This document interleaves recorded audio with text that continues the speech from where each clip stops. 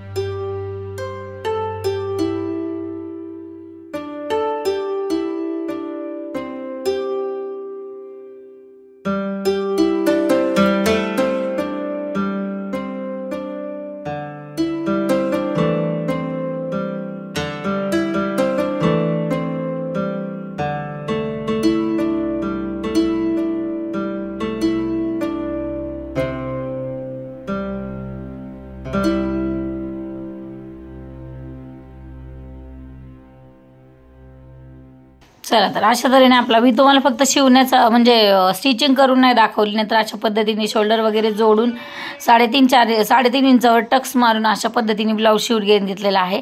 तर ब्लाऊजला बघा एकदम छोटासा ब्लाऊज आहे तरीसुद्धा त्याचं काखामधले जो भाग आहे तोही व्यवस्थित आलेला आहे. टक्सही परफेक्ट आलेले आहेत आणि याला हात शिलाई नाही केलेली, मोठ्या नंबरची टिप मारलेली आहे आणि लेस अगदी थोडीशी होती. मग या साईडला अशी पदर येतोच, त्यामुळं फक्त एका साईडला मी लेस लावून घेतलेली आहे आणि अशा पद्धतीने छान सुंदर असा ब्लाऊज झालेला आहे. त्याला हुक वगैरे लावून सगळं परफेक्ट करून घेतलेला आहे. चला तर तुम्हाला व्हिडिओ आवडला असेल तर लाईक करा, शेअर करा आणि मेन म्हणजे सबस्क्राईब करायला विसरू नका. हा छोटूसा ब्लाऊज आवडला का तुम्हाला?